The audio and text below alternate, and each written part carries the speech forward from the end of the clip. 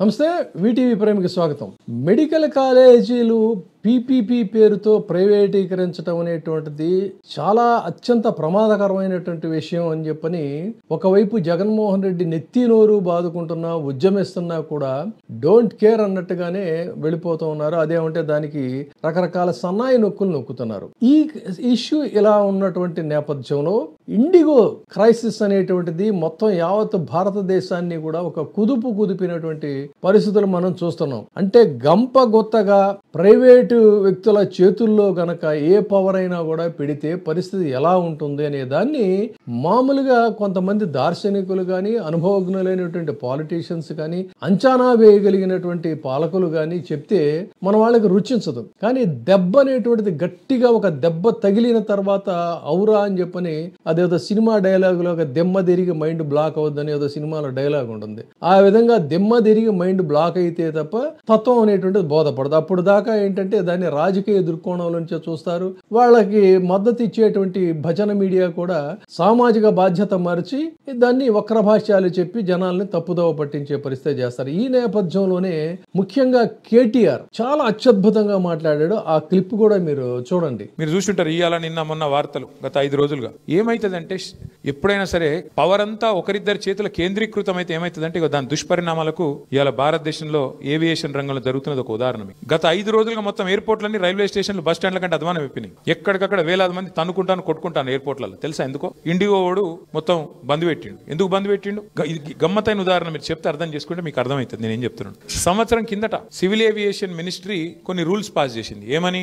శ్రమ దోపిడీ చేయొద్దు, వారానికి ఒక పైలట్ అంటే గింతనే నడపాలి, ఇంతకంటే ఎక్కువ నడపద్దు అని చెప్పి సంవత్సరం కిందటనే వాళ్ళు కొన్ని డైరెక్షన్స్ ఇచ్చిండు. DGCA, director general of civil aviation. IndiGo, air India రెండే ఉన్నాయి భారతదేశంలో, ఇంకోటి లేడు. ఇప్పుడు ఏమైందంటే ఇది లిటరల్ గా ఇద్దరు వ్యక్తుల చేతులు మొత్తం భారతదేశంలోని విమానయానం మొత్తం 2 సంస్థల చేతుల ఆధీనం అయిపోయింది. ఏమైంది వాళ్ళ దానివల్ల? సంవత్సరం కింద కేంద్ర ప్రభుత్వం చెప్పినా శ్రమ దోపిడీకి అలవాటు పడ్డోడు దాన్ని మార్చుకోక పని చేయలే, ప్రత్యామ్నాయం ఏర్పాటు చేసుకోలే. దాంతో ఏమైంది? నిన్న ఒకటే ఒక్క రోజు 1000 విమానాలు క్యాన్సిల్ అయినాయి. 1000, ఒకటి కాదు, 2 కాదు. మరి ఏమైతుంది? ఎయిర్పోర్ట్, బస్ స్టాండ్ అయిపోయింది. వాస్తవం ఇది. ఏం జరుగుతుంది? కొంతమంది వ్యక్తుల చేతుల్లోనే మొత్తం శక్తి కేంద్రీకృతమైతే దానికి ఒక గొప్ప ఉదాహరణ, దుష్పరిణామానికి గొప్ప ఉదాహరణ నిన్న మొన్న విమానయాన రంగంలో జరుగుతున్న వ్యవహారం. ఒక ఇండిగో, ఒక ఎయిర్ ఇండియా రెండే మిగిలినాయి ఇప్పుడు భారతదేశంలో. ఒకటి టాటా, ఇంకోటి ఇండిగో. వాళ్ళ చేతులకు పోయింది దేశం. వాళ్ళు ఇప్పుడు ఎస్ అంటే ఎస్, నో అంటే నో. ఆఖరికి ఏమైంది తెలుసా? 5 రోజుల తర్వాత కేంద్ర ప్రభుత్వం మేల్కొని వాళ్ళు ఇచ్చిన ఆర్డర్ వాళ్ళే వెనక్కి తీసుకుని తీయాలి. వాళ్ళు ఏ ఆర్డర్ అయితే ఇచ్చిరో, ఇండిగో వాడు మారలే, ప్రైవేట్ వాడు దిగిరాలే. నేను తప్పు చేసినా ఒప్పుకుంటలేడు, వానికి ఫైన్ వేసే దమ్ము లేదు ప్రభుత్వానికి. ఏమైంది? ఆఖరికి ప్రభుత్వం ఇచ్చిన ఆర్డర్ ప్రభుత్వం వెనక్కి తీసుకుని ఇంకొక టైం ఇస్తాము అని చెప్పి తగ్గక తప్పని పరిస్థితి వచ్చింది. ఏమైతుంది?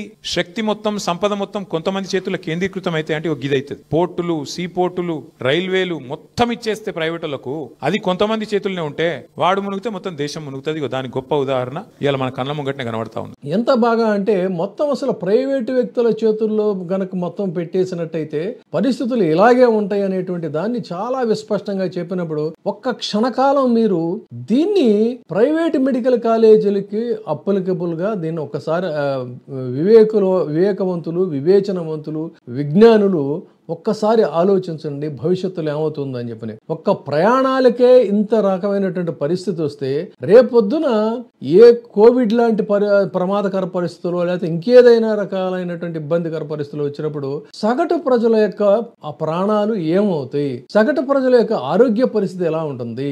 ఇంత మొనోపలీగా ఒక కేంద్ర ప్రభుత్వాన్ని డోంట్ కేర్ అన్నట్టుగా ఒక ప్రైవేటు వ్యక్తి దబాయించగలిగిన పరిస్థితి వచ్చినప్పుడు పెద్ద మెడికల్ కాలేజీలన్నీ కూడా తమ చేతుల్లో పెట్టుకున్నప్పుడు రాష్ట్ర ప్రభుత్వాలని వీళ్ళు ఒక ఊపగలుగుతాయా లేదా?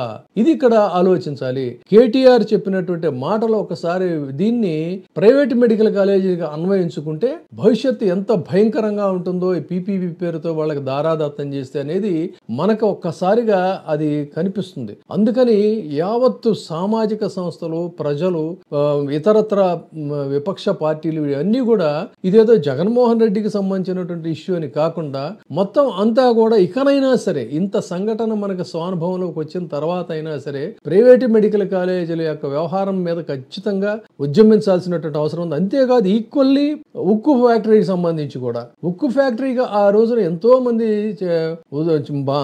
రాష్ట్రం పట్ల ఒక బాధ్యత, రాష్ట్రం పట్ల అభిమానం ఉన్నటువంటి అనేక మంది మేధావులు, ఉద్యమకారులు, శ్రీశ్రీ లాంటి కవులు, కళాకారులు వాళ్ళందరూ ఉద్యమించి ఉక్కు ఫ్యాక్టరీని సొంతం మనం సొంతం చేసుకుంటే దాన్ని మళ్ళీ ప్రైవేటీకరిస్తున్న ఎక్కడా కూడా అసలు స్పందనే లేదు. అదేదో ఎంప్లాయీస్ కి సంబంధించినటువంటి ఇష్యూలే, మనకు సంబంధం లేదులే, అదే లేదంటే అదేదో విశాఖపట్నానికి సంబంధించిన ఇష్యూలే అన్నట్టుగా మిగతా వాళ్ళు ఊరుకుంటున్నారు. కానీ ఆ రోజున విశాఖ ఉక్కు ఆంధ్రుల హక్కు అని ఉద్యమించినటువంటి స్థాయిలో కనీస శాతం ఒక 5% కూడా ప్రజాస్పందన లేకపోవడం దురదృష్టకరం. ప్రైవేటు వ్యక్తుల చేతుల్లోకి గుత్తాధిపత్యం అనేటువంటిది ఏ సంస్థ అయినా కనుక వెళ్ళినట్టయితే అంతిమంగా దానివల్ల తీవ్రంగా నష్టపోయేది సగటు ప్రజలు, సామాన్య ప్రజలు అనేటువంటి అంశాన్ని మాత్రం గుర్తించాలి.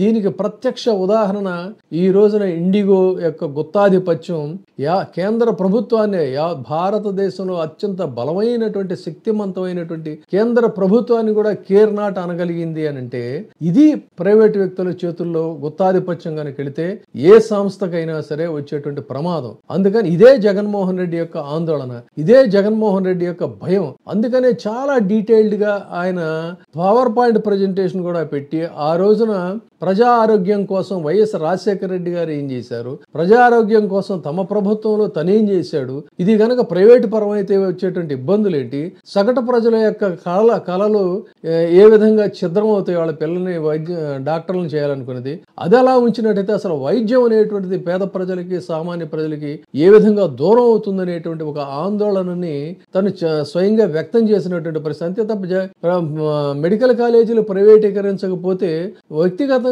జగన్మోహన్ రెడ్డికి వచ్చే లాభం ఏముంటుంది చెప్పండి. ఇది ప్రజల సమస్య. కాబట్టి దీన్ని ఇకనైనా అర్థం చేసుకుని వాళ్ళు రేపు ఎలాగూ ఈ 1,000 సంతకాలు 1,000 పైగానే వచ్చినాయి అని చెప్తున్నారు.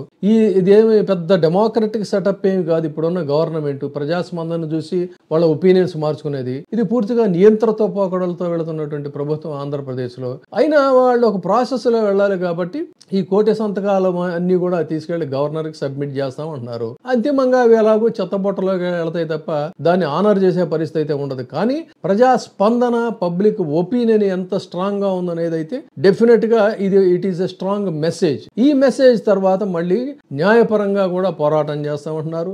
న్యాయపరంగా పోరాటం చేసినప్పుడు ఆ టెక్నికాలిటీస్ ఉంటాయి. వాళ్ళకి లోధ్రా లాంటి లక్షలు తీసుకొని ఆర్గ్యూ చేసి తిమ్మిని బమ్మిని చేయగలిగినటువంటి సమర్థులు ఉంటారు. కాబట్టి అది కూడా మనం ఎక్స్పెక్ట్ చేయక్కర్లేదు. కానీ అంతిమంగా ప్రజా ఉద్యమాలకి, ప్రజా పోరాటాలకి ఎలాంటి ప్రభుత్వాలైనా కూడా దిగిరాక తప్పదు. కాబట్టి ఇది ఒక మహోద్యమంగా దీన్ని తీసుకెళ్లగలిగినప్పుడు మాత్రమే ఆంధ్రప్రదేశ్ ప్రజల యొక్క ఆరోగ్యం గాని, ఆంధ్రప్రదేశ్ లో ఉన్నటువంటి సగటు ప్రజల యొక్క విధానం గాని ఒక గాడిలో పడుతుంది.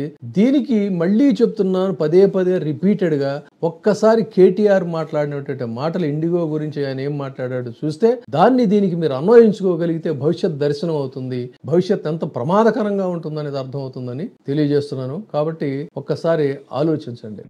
ఇప్పుడే సబ్స్క్రైబ్ చేయండి, లైక్ చేయండి, షేర్ చేయండి.